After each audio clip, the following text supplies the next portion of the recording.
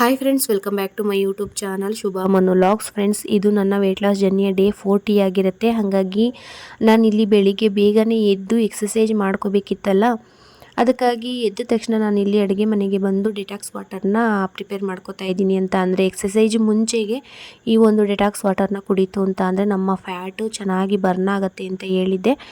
ಅದಕ್ಕಾಗಿ ನಾನು ಇಲ್ಲಿ ಇದನ್ನು ಮಾಡ್ಕೋತಾ ಇದ್ದೀನಿ. ಇದನ್ನು ಮಾಡ್ಕೊಳ್ಳೋದಕ್ಕೆ 1 ಟೇಬಲ್ ಸ್ಪೂನಷ್ಟು ಜೀರಿಗೆ, 1 ಟೇಬಲ್ ಸ್ಪೂನಷ್ಟು ಧನಿಯಾ, 1 ಟೇಬಲ್ ಸ್ಪೂನಷ್ಟು ಓಮ್ ಕಾಳು ಅಂದರೆ ಅಜ್ವಾಯಿನು, 1 ಟೇಬಲ್ ಸ್ಪೂನಷ್ಟು ಸೋಂಪನ್ನ ಹಾಕಿ, ನೆಕ್ಸ್ಟ್ ಇನ್ನೂ ಒಂದು ಅರ್ಧ ಟೇಬಲ್ ಸ್ಪೂನಷ್ಟು ಕಪ್ಪು ಕಾಳು ಮೆಣಸನ್ನ ಸೇರಿಸ್ಕೊಂಡು ಕುದಿಸ್ಕೊಳ್ಳಿ ಅಂತ ಒಂದು ಎಕ್ಸಸೈಜ್ ವೀಡಿಯೋದಲ್ಲಿ ನಾನು ಇದ್ರ ಬಗ್ಗೆ ಇನ್ಫಾರ್ಮೇಷನ್ ಕೊಟ್ಟಿದ್ದೆ.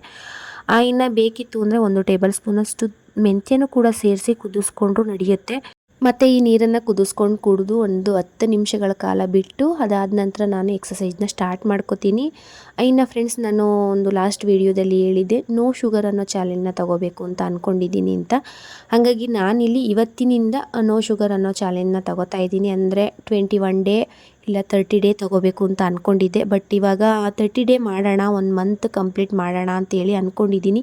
ಹಾಗಾಗಿ ನೋಡೋಣ ಯಾವ ರೀತಿ ಆಗುತ್ತೆ, ನನ್ನ ಹೆಲ್ತಲ್ಲಿ ಚೇಂಜಸ್ ಯಾವ ರೀತಿ ಆಗುತ್ತೆ ಅಂತ ಹೇಳ್ಬಿಟ್ಟು ಅಂದ್ಕೊಂಡಿದ್ದೀನಿ. ಇನ್ನು ಬೆಳಗಿನ ತಿಂಡಿಗೆ ನಾನು ಇಲ್ಲಿ ತರಕಾರಿ ಹಾಕಿ ಪಲಾವ್ ಮಾಡ್ಕೊಂಡಿದ್ದೀನಿ. ಮತ್ತು ನನ್ನ ಒಂದು ಡೈಲಿ ರೊಟೀನ್ಗೆ ಏನೇನು ಬೇಕೋ ಅದನ್ನು ಕೂಡ ಮಾಡ್ಕೊಂಡಿದ್ದೀನಿ. ಅಂದರೆ ಫ್ರೆಂಡ್ಸ್, ಇವತ್ತು ಸ್ವಲ್ಪ ಹೊರಗೆ ಹೋಗೋದಿತ್ತು, ಅಂದರೆ ಮದ್ದೂರಲ್ಲಿ ಸ್ವಲ್ಪ ಕೆಲಸ ಇತ್ತು.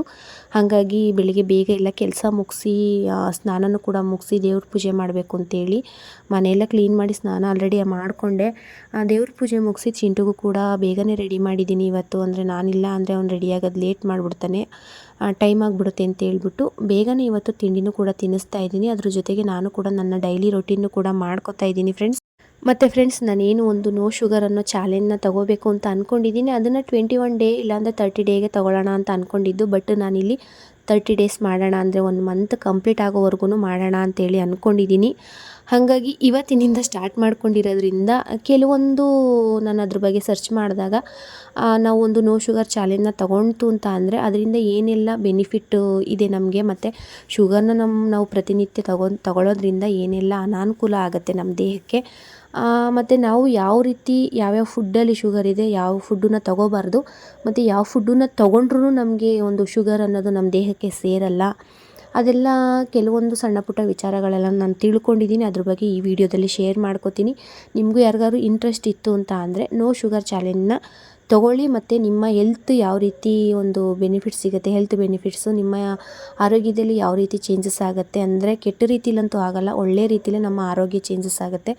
ಹಾಗಾಗಿ ನೋಡಿ ಟ್ರೈ ಮಾಡಿ ತಗೋತೀನಿ ಅಂತ ಅಂದರೆ ಈ ಒಂದು ವೆಯ್ಟ್ ಲಾಸ್ ಜರ್ನಿ ಜೊತೆಗೆ ಈ ಒಂದು ಚಾಲೆಂಜ್ನ ತಗೋತು ಅಂದರೆ ನಿಮಗೂ ಕೂಡ ವೆಯ್ಟ್ ಲಾಸ್ ಅನ್ನೋದು ಕೂಡ ಚೆನ್ನಾಗಿ ಆಗುತ್ತೆ ಅಂತೇಳಿ ಹೇಳಬಲ್ಲೆ. ಇನ್ನು ನಾವು ಮದ್ದೂರಿಗೆ ಹೋಗಿದ್ವಿ, ಬೆಳಗ್ಗೆ 9 ಗಂಟೆ ಅಷ್ಟರಲ್ಲಿ ಹೋಗಿದ್ದಕ್ಕೆ ನಮಗೆ ಮಧ್ಯಾಹ್ನ ಒಂದು 2 ಗಂಟೆ ಅಷ್ಟರಲ್ಲಿ ಕೆಲಸಗಳೆಲ್ಲ ಮುಗೀತು. ಮತ್ತು ಫ್ರೆಂಡ್ಸ್, ತುಂಬಾ ಹೊಟ್ಟೆ ಹಸಿವಾಗ್ತಾಯಿತ್ತು. ಅಂದರೆ ಮಿಡ್ ಮಾರ್ನಿಂಗ್ ಸ್ನ್ಯಾಕ್ಸು ಕೂಡ ತೊಗೊಂಡಿರಲಿಲ್ಲ. ಬೆಳಗ್ಗೆನೂ ಕೂಡ ಡೆಟಾಕ್ಸ್ ವಾಟರ್ ಗಂಜಿ ಇಷ್ಟನ್ನೇ ಕುಡ್ಕೊಂಡು ಬಂದಿರೋದ್ರಿಂದ 2 ಗಂಟೆ ಆಗಿಬಿಟ್ಟಿತ್ತು. ಅಂದರೆ ಮಧ್ಯಾಹ್ನದ ಊಟನೂ ಕೂಡ ಆಗಿತ್ತಲ್ಲ, ಹಾಗಾಗಿ ಹೊಟ್ಟೆ ಹಸಿವಾಗ್ತಾಯಿತ್ತು. ಇನ್ನು ಹೋಟೆಲ್ಗೆ ಹೋಗೋಣ ಅಂತ ಅಂದ್ರೆ ಹೋಟೆಲಿಗೆಲ್ಲ ಬೇಡ, ನನಗೆ ಆಯಿಲ್ ಫುಡ್ ಎಲ್ಲ ಜಾಸ್ತಿ ಆಗಿಬಿಡುತ್ತೆ ಅಂತೇಳಿ ಮನೆಗೆ ಹೋಗಿ ಊಟ ಮಾಡೋಣ, ಸ್ವಲ್ಪ ಜ್ಯೂಸ್ ಕುಡ್ಕೊಂಡು ಹೋಗೋಣ ಅಂತ ಹೇಳ್ಬಿಟ್ಟು ಬಂದ್ವಿ. ಅಂತಂದರೆ ನೋ ಶುಗರ್ ಅನ್ನೋ ಒಂದು ಚಾಲೆಂಜಲ್ಲಿ ಅಂದರೆ ನಾವು ಆ ರೀತಿ ಡಯಟ್ ಪ್ಲಾನ್ನ ಮಾಡ್ಕೊಂಡಾಗ ಜ್ಯೂಸನ್ನ ಕುಡಿಬೋದಾ, ನಿಮಗೆ ಆ ಕ್ವಶನ್ ಬರ್ಬೋದು. ಹೌದು, ಜ್ಯೂಸನ್ನ ಕುಡಿಬೋದು, ಬಟ್ ವಿತ್ ಶುಗರ್ ಅಲ್ಲ, ವಿತೌಟ್ ಶುಗರು. ನನ್ನ ಮನೆಯವ್ರಿಗೆ ಹೇಳಿದೆ ವಿತೌಟ್ ಶುಗರ್ ಜ್ಯೂಸನ್ನ ತೊಗೊಳೋದಿದ್ರೆ ಮಾತ್ರ ಕರ್ಕೊಂಡೋಗಿ ಅಂತ. ಅವ್ರು ಇವತ್ತೊಂದಿನ ಕುಡ್ಕೊ ನಾಳೆಯಿಂದ ಮಾಡುವಂತೆ ಅಂತ ಹೇಳ್ತಿದ್ರು. ಇಲ್ಲ, ನಾನು ಇವತ್ತಿಂದಲೇ ಸ್ಟಾರ್ಟ್ ಮಾಡ್ಕೊಂಡಿದ್ದೀನಿ. ಹಾಗಾಗಿ ವಿತೌಟ್ ಶುಗರ್ದು ಇಬ್ಬರು ಕೂಡ ಜ್ಯೂಸನ್ನ ತೊಗೊಂಡ್ವಿ. ಅಂತ ಅಂದರೆ ವಾಟರ್ ಮಿನರಲ್ ಜ್ಯೂಸನ್ನ ತೊಗೊಂಡಿದ್ವಿ. ಅಂದರೆ ಐಸ್ ಹಾಕಿ ಕೊಡೋದ್ರಿಂದ ತುಂಬಾ ಬಿಸಿಲಿತ್ತು, ಅದಕ್ಕೆ ನಾನು ಜ್ಯೂಸ್ ಕುಡಿಬೇಕು ಅಂತೇಳಿ ಹೋಗಿದ್ದು. ಎಷ್ಟು ಬಿಸಿಲಿದೆ ಅಂತ ಅಂದರೆ ಮಾರ್ಚ್ ಫಸ್ಟಲ್ಲೇ ಇಷ್ಟು ಬಿಸಿಲು ಅಂತ ಅಂದರೆ ಇನ್ನು ಮಾರ್ಚ್ ಎಂಡಿಗೆ ಏಪ್ರಿಲಿಗೆ ಎಷ್ಟು ಬಿಸಿಲಿರ್ಬೋದು. ಅದಕ್ಕಾಗಿ ನಾನು ತುಂಬಾ ಆಯಾಸ ಆಗುತ್ತೆ ಅಂತೇಳಿ ಹೊರಗೆ ಎಲ್ಲೂ ಹೋಗೋದೇ ಇಲ್ಲ. ಅಂದರೆ ನನಗೆ ಇಷ್ಟನೇ ಆಗೋಲ್ಲ ಹೊರಗೆ ಹೋಗಬೇಕು ಅಂದರೆ. ಏನಾದರೂ ತೀರಾ ಎಮರ್ಜೆನ್ಸಿ ಇದ್ದಾಗ ಮಾತ್ರ ನಾನು ಹೊರಗೆ ಹೋಗೋದು. ಸುಮ್ಮನೆ ಶಾಪಿಂಗ್ ಮಾಡಬೇಕು ಅದಕ್ಕೆ ಇದಕ್ಕೆ ಅಂತ ನಾನು ಹೊರಗೆ ಹೋಗಿ ಟೈಮ್ ವೇಸ್ಟ್ ಮಾಡೋದು ಇಲ್ಲ, ಮತ್ತು ಬಿಸಿಲಲ್ಲೆಲ್ಲ ಓಡಾಡೋದು ಇಲ್ಲ. ಇನ್ನು ಒಂದು ವಾಟರ್ ಮಿನರಲ್ ಜ್ಯೂಸು ತುಂಬಾ ಚೆನ್ನಾಗಿತ್ತು. ವಿತೌಟ್ ಶುಗರ್ ಹಾಕಿರೋದ್ರೂ ಕೂಡ ತುಂಬಾ ಸ್ವೀಟ್ ಇತ್ತು. ಅಂದರೆ ಹಣ್ಣು ನ್ಯಾಚುರಲ್ ಫ್ರೂಟ್ಸು ಅಂತ ಅಂದರೆ ಅದರಲ್ಲಿ ನ್ಯಾಚುರಲ್ ಶುಗರ್ಸು ಇದ್ದೇ ಇರುತ್ತೆ. ಇನ್ನು ನಾನು ಇದಕ್ಕೆ ಐಸ್ ಹಾಕಿಸ್ಕೊಂಡು ಕುಡಿತಾ ಇರೋದ್ರಿಂದ, ಅಂದರೆ ಜ್ಯೂಸ್ ಅಂದಮೇಲೆ ಐಸ್ ಹಾಕ್ತಾರೆ, ನಮಗೆ ಜೀವನೂ ಕೂಡ ತಂಪಂತ ಅನ್ನಿಸ್ತು. ಈ ಬಿಸಿಲಿಗಂತೂ ಹಾಯಾಗಿತ್ತು ಒಂದು ಜ್ಯೂಸನ್ನ ಕುಡಿದಿದ್ದು. ಇನ್ನು ಫ್ರೆಂಡ್ಸ್, ನಾನು ಏನು ಹೇಳ್ತಿದ್ದೆ ಒಂದು ವಿತೌಟ್ ಶುಗರ್ ಬಗ್ಗೆ, ಆ ಒಂದು ಚಾಲೆಂಜ್ನ ತಗೋತಾ ಇದ್ದೀನಿ, ನೋ ಶುಗರ್ ಅನ್ನೋ ಚಾಲೆಂಜ್ನ. ತುಂಬಾ ಹೆಲ್ತ್ ಬೆನಿಫಿಟ್ ಇದೆ. ನಾವು ಒಂದು ಶುಗರ್ನ ನಮ್ಮ ಪ್ರತಿನಿತ್ಯ ಇಲ್ಲ ಅಂದರೂ ಯಾವುದಾದ್ರೂ ಒಂದು ರೂಪದಲ್ಲಿ ಅಂತ ಅಂದರೆ ಟೀ, ಕಾಫಿ, ಏನಾದರೂ ಐಟಮ್ಸು ಇದೆಲ್ಲ ತಿನ್ನೋದ್ರಿಂದ ನಾವು ನಮ್ಮ ದೇಹಕ್ಕೆ ಇಲ್ಲ ಅಂದ್ರೂ ಒಂದು 4-5 ಸ್ಪೂನು ಕನಿಷ್ಠ ಪಕ್ಷ ತಗೋತೀವಿ. ಅಂದರೆ ಟೀ ಕಾಫಿ ಹ್ಯಾಬಿಟ್ ಇರೋರು ತುಂಬಾ ತಗೋತಾರೆ, ಅದು ಬಿಡಿ. ನಾರ್ಮಲಾಗಿ ಜಾಸ್ತಿ ಏನು ಟೀ ಕಾಫಿ ಕುಡಿಯಲ್ಲ, ಜಾಸ್ತಿ ಸ್ವೀಟ್ಸ್ ತಿನ್ನಲ್ಲ ಅಂತ ಅನ್ನೋರು ಕೂಡ ಇಲ್ಲ ಅಂದರೂ ದಿನಕ್ಕೆ ಒಂದು 3-4 ಸ್ಪೂನಷ್ಟು ಶುಗರ್ನ ತಗೋತಾರೆ. ಅಂದರೆ ಒಂದು 2 ಟೈಮ್ಸ್ 3 ಟೈಮ್ಸು ಕಾಫಿ ಕುಡಿತೀವಿ, ಇಲ್ಲ ಅಂದರೆ 1 ಟೈಮ್ ಆದ್ರೂ ತೊಗೊಂಡಿರ್ತೀವಿ.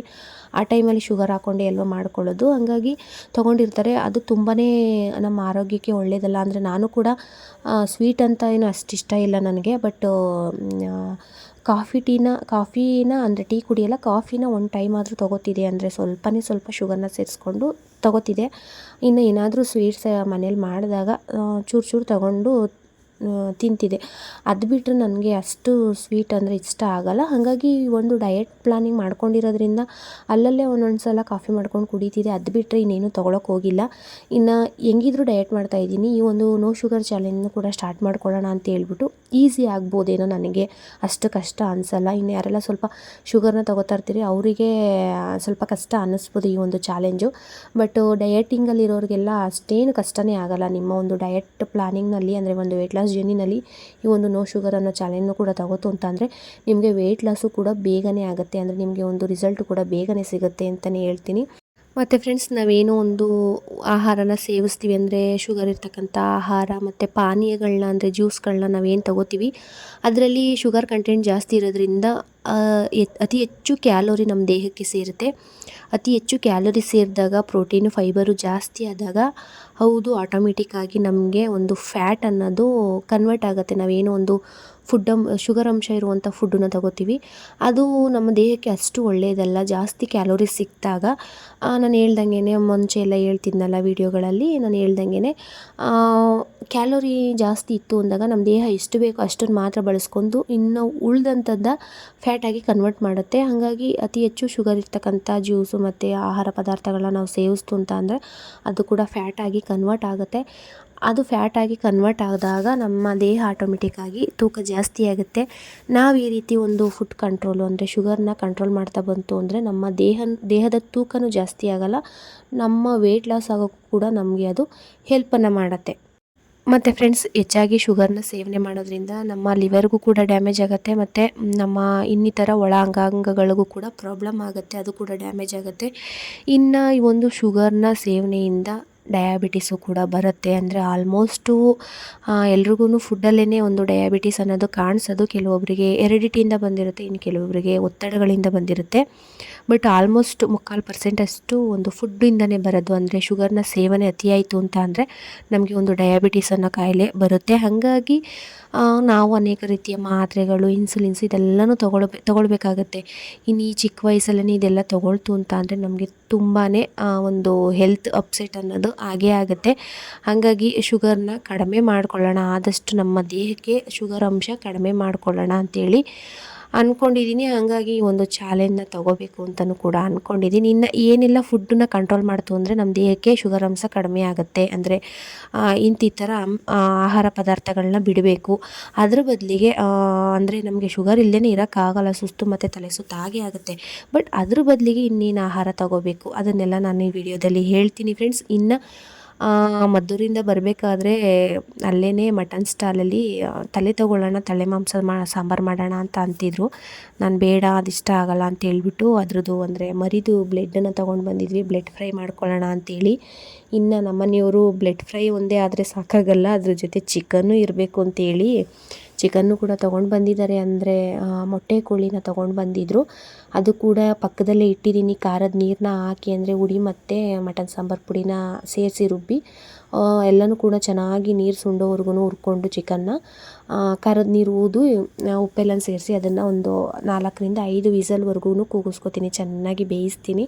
ಅದಾದ ನಂತರ ಮಸಾಲೆ ಹಾಕೊಳ್ಳೋಣ ಅಂತ ಹೇಳ್ಬಿಟ್ಟು ಇಲ್ಲಿ ಏನು ಒಂದು ಅದು ಮರಿ ಮಾಂಸದ್ದು ಅದು ಅಂದರೆ ಮರಿದು ರಕ್ತ ಇತ್ತಲ್ಲ ಬ್ಲಡ್ಡು, ಅದನ್ನು ಹುರ್ಕೊಳ್ಳೋಣ ಅಂತ ಹೇಳ್ಬಿಟ್ಟು ಎಣ್ಣೆ, ಕರಿಬೇವು, ಹಸಿಮೆಣ್ಸಿನ್ಕಾಯಿ ಮತ್ತು ಸಣ್ಣದಾಗಿ ಹಚ್ಕೊಂಡಿರೋಂಥ ಈರುಳ್ಳಿನ ಹಾಕಿ ಚೆನ್ನಾಗಿ ಫ್ರೈ ಮಾಡ್ತಾಯಿದ್ದೀನಿ. ಅಂದರೆ ಇದಕ್ಕೆ ಈರುಳ್ಳಿ ಮತ್ತು ಕಾಯಿ ತುರಿ ಜಾಸ್ತಿನೇ ಇರಬೇಕು. ಹಾಗಾಗಿ ಈರುಳ್ಳಿನ ಸ್ವಲ್ಪ ಉಪ್ಪಿನ ಪುಡಿನ ಉದುರಿಸಿ ಚೆನ್ನಾಗಿ ಬೇಯಬೇಕು, ಅದು ಹಂಗೆ ಸಾಫ್ಟ್ ಆಗಬೇಕು, ಆ ರೀತಿ ಬೇಯಿಸ್ಕೊತಾ ಇದ್ದೀನಿ ಈರುಳ್ಳಿ ಎಲ್ಲನೂ. ಅದಾದ ನಂತರ ನಾನಿಲ್ಲಿ ಒಂದು ಬ್ಲೆಡ್ನ ಕಿವುಚ್ಕೊತಾ ಇದ್ದೀನಿ. ಅಂದರೆ ತಂದ ತಕ್ಷಣ ಫ್ರಿಜ್ಜಲ್ಲಿ ಇಟ್ಬಿಟ್ಟೆ, ಅಂದರೆ ಅದು ನೀರಾಗಿಬಿಡುತ್ತೆ ಅಂತ ಹೇಳ್ಬಿಟ್ಟು ತಂದ ತಕ್ಷಣ ಫ್ರಿಜ್ಜಲ್ಲಿಟ್ಟೆ. ಹಂಗಾಗಿ ಅದು ಸ್ವಲ್ಪ ತಣ್ಣಿ ಹೊಡಿತಿತ್ತು. ಇದನ್ನು ಈ ರೀತಿ ಚೆನ್ನಾಗಿ ಕಿವುಚ್ಕೊಂಡ ನಂತರ ನಾವೇನು ಹುರ್ಕೊಂಡಿರ್ತೀವಲ್ಲ ಈರುಳ್ಳಿ, ಅದಕ್ಕೆ ಸೇರಿಸಿ ಇದನ್ನು ಕೂಡ ಚೆನ್ನಾಗಿ ಹುರಿದು ಅದಾದ ನಂತರ ಕಾಯಿ ತುರಿನ ಸೇರಿಸ್ಕೊಂಡು ಅವಾಗೂ ಕೂಡ ಒಂದು 2 ನಿಮಿಷ ಹುರ್ಕೊಂಡ್ರೆ ಒಂದು ಬ್ಲೆಡ್ ಫ್ರೈ ಅನ್ನೋದು ರೆಡಿಯಾಗುತ್ತೆ, ಚೆನ್ನಾಗಿರುತ್ತೆ. ಅದಕ್ಕೆ ಚಪಾತಿ, ರೊಟ್ಟಿ ಏನು ಬೇಕಾದರೂ ಮಾಡ್ಕೊಂಡು ತಿಂದರೆ ಚೆನ್ನಾಗಿರುತ್ತೆ. ನಾವು ಏನು ಮಾಡಿದ್ವಿ, ಬಿಸಿದನ್ನೇ ಹೆಂಗಿದ್ರು ಸಾಂಬಾರು ಮಾಡ್ತಿದ್ದೀನಲ್ಲ ಅಂತ ಹೇಳ್ಬಿಟ್ಟು ಹುರಿದ ತಕ್ಷಣ ಬಿಸಿದೆ. ನಾನು, ಚಿಂಟು, ಇವರಪ್ಪ ಎಲ್ಲರೂ ತಿಂದ್ವಿ. ಬಟ್ ಅದು ಕ್ಲಿಪ್ಪಿಂಗ್ಸ್ ತಗೊಳ್ಳಿಲ್ಲ. ಹಶ್ವಾಗ್ತಿತ್ತಲ್ಲ, ಮಧ್ಯಾಹ್ನ ಕೂಡ ಒಂದು ದೋಸೆ ತಿಂದಿದ್ನಲ್ಲ ಅಂತ ಹೇಳ್ಬಿಟ್ಟು ಒಂದು ಬೌಲಷ್ಟು, ಅಂದರೆ ಸಣ್ಣ ಬೌಲಲ್ಲಿ ಒಂದು ಬೌಲ್ನಷ್ಟು ತೊಗೊಂಡು ತಿಂದ್ವಿ. ಇನ್ನು ಎಲ್ಲರೂ ಕೂಡ ತಿಂದು ಚೆನ್ನಾಗಿತ್ತು. ಇನ್ನು ಮಟನ್ ಸಾಂಬಾರಿಗೆ ಮಸಾಲೆ ಎಲ್ಲ ರೆಡಿ ಮಾಡಿದ್ದೀನಿ.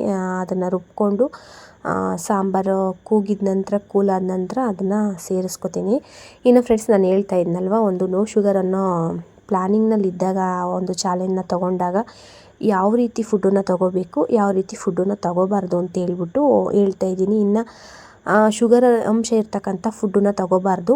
ನ್ಯಾಚುರಲ್ ಆಗಿ ಸಿಗುವಂಥ ಶುಗರ್ ಅಂಶ ಇರ್ತಕ್ಕಂಥ ಫುಡ್ಡನ್ನು ತೊಗೋಬೋದು, ತೊಂದರೆ ಏನಿಲ್ಲ. ಅಂದರೆ ನಮ್ಮ ದೇಹಕ್ಕೆ ಇಂತಿಷ್ಟು ಶುಗರ್ ಅನ್ನೋದು ಅವಶ್ಯಕತೆ ಇದ್ದೇ ಇರುತ್ತೆ. ಹಂಗಾಗಿ ನಾವು ಒಂದು ಏನು ಆರ್ಟಿಫಿಷಿಯಲ್ ಶುಗರ್ನ ತೊಗೋಬಾರ್ದು. ಅಂದರೆ ಆರ್ಟಿಫಿಷಿಯಲ್ ಶುಗರ್ಸ್ ಅಂದರೆ ಮಾಡಿರ್ತಕ್ಕಂಥದ್ದು, ಅಂದರೆ ಒಂದು ಬೇಕ್ರಿಲಿ ಮಾಡಿರ್ತಕ್ಕಂಥದ್ದು, ಮನೇಲಿ ಸಕ್ಕರೆ, ಬೆಲ್ಲ ಎಲ್ಲ ಬಳಸಿ ಮಾಡಿರ್ತೀವಲ್ಲ, ಆ ಥರದ್ದು ತೊಗೋಬಾರ್ದು. ಡೈರೆಕ್ಟಾಗಿ ಸಿಗುವಂಥ ನ್ಯಾಚುರಲ್ ಶುಗರ್ನ ತೊಗೋಬೇಕು. ಅದು ಯಾವುದು ಏನು ಎತ್ತು ಅಂತ ಹೇಳ್ತೀನಿ. ಇನ್ನು ನೋಡ್ತಾ ಇರ್ಬೋದು, ನೀವಿಲ್ಲಿ ಕಾಯಿ ತುರಿ ಹಾಕಿ ಹುರ್ಕೋತಾ ಇದ್ದೀನಿ. ಎಷ್ಟು ಚೆನ್ನಾಗಿರುತ್ತೆ ಅಂದರೆ ಅಷ್ಟೇ ಚೆನ್ನಾಗಿರುತ್ತೆ. ಒಂದು ಮರಿದು ಬ್ಲೆಡ್ಗೆ ಒಂದು 50 ರುಪೀಸ್ ಏನೋ ತೊಗೋತಾರೆ. ಮತ್ತು ಫ್ರೆಂಡ್ಸ್, ನಾವು ನೋ ಶುಗರ್ ಅನ್ನೋ ಚಾಲೆಂಜಲ್ಲಿ ಇತ್ತು ಅಂತ ಅಂದಾಗ ನಾವೇನೇನು ಆಹಾರ ಪದಾರ್ಥಗಳನ್ನ ತೊಗೋಬಾರ್ದು ಅಂತ ಅಂದರೆ ಸಕ್ಕರೆ ಅಂಶ ಇರ್ತಕ್ಕಂಥ ಜೇನುತುಪ್ಪ, ಶುಗರ್ ಆಗಿರ್ಬೋದು, ಕಾರ್ನ್ ಸಿರಪ್ ಆಗಿರ್ಬೋದು, ತೆಂಗಿನಕಾಯಿ ಹಾಲು ಮತ್ತು ಸಕ್ಕರೆಯ ಪಾನೀಯಗಳಾಗಿರ್ತಕ್ಕಂಥ ಟೀ, ಕಾಫಿ, ಸೋಡಾ, ಜ್ಯೂಸಸ್ಸು ಈ ಥರದ್ದು ಯಾವುದು ಕೂಡ ತೊಗೋಬಾರ್ದು. ಕುಕ್ಕೀಸು, ಕೇಕು, ಐಸ್ ಕ್ರೀಮು ಮತ್ತು ಶುಗರ್ ಹಾಕಿ ಮಾಡಿರ್ತಕ್ಕಂಥ ಇನ್ನೂ ಅನೇಕ ರೀತಿಯ ಮಿಲ್ಕ್ಸ್ ಮತ್ತು ಶುಗರ್ ಹಾಕಿ ಮಾಡಿರ್ತಕ್ಕಂಥ ಬ್ರೆಡ್ಡು, ಈ ಥರದ್ದೆಲ್ಲನೂ ಕಂಟ್ರೋಲ್ ಮಾಡ್ತಾ ಬಂತು ಅಂದರೆ ನಾವು ಒಂದು ನೋ ಶುಗರ್ ಚಾಲೆಂಜ್ನಲ್ಲಿ ನಮ್ಮ ಹೆಲ್ತ್ ಬೆನಿಫಿಟ್ಟು ತುಂಬಾ ಆಗುತ್ತೆ. ಅದು ಬಿಟ್ಟು ನಾವೇನು ಶುಗರು, ನ್ಯಾಚುರಲ್ ಶುಗರ್ ಇರ್ತಕ್ಕಂಥ ಒಂದು ಪದಾರ್ಥ ತೊಗೋಬೇಕು ಅಂತ ಅಂದರೆ, ನ್ಯಾಚುರಲ್ ಶುಗರು ಅನ್ನೋದು ನಮಗೆ ಒಂದು ಫ್ರೂಟ್ಸಿಂದ ಸಿಗುತ್ತೆ, ಅಂದರೆ ಸೀಸನಲ್ ಫ್ರೂಟ್ಸಿಂದ ಸಿಗುತ್ತೆ ಮತ್ತು ನಟ್ಸ್ಗಳಿಂದ ಸಿಗುತ್ತೆ. ಹಾಗಾಗಿ ನಿಮ್ಗೇನಾದರೂ ಕ್ರೇವಿಂಗ್ ಇತ್ತು ಮತ್ತು ನಮ್ಮ ದೇಹಕ್ಕೆ ಇಂತಿಷ್ಟು ಶುಗರ್ ಸೇರಿಸ್ಬೇಕು ಅಂತ ಇದ್ದಾಗ ಈ ಒಂದು ನ್ಯಾಚುರಲ್ ಫ್ರೂಟ್ಸು ಮತ್ತು ನಟ್ಸ್ಗಳನ್ನ ತಗೋತು ಅಂದರೆ ನಮ್ಮ ದೇಹಕ್ಕೆ ಸಾಕಾಗುವಷ್ಟು ಒಂದು ಶುಗರ್ ಅಂಶ ಸಿಗುತ್ತೆ. ಹಾಗಾಗಿ ಫ್ರೆಂಡ್ಸ್, ಈ ಒಂದು ಸಣ್ಣ ಮಾಹಿತಿನ ಹೇಳ್ತಾ ನಾನಿಲ್ಲಿಗೆ ನನ್ನ ವೀಡಿಯೋನ ಮುಗಿಸ್ತಾ ಇದ್ದೀನಿ. ಇನ್ನು ನಾಳಿನ ವೀಡಿಯೋದಲ್ಲಿ ಸಿಗೋಣ ಫ್ರೆಂಡ್ಸ್, ಬಾಯ್.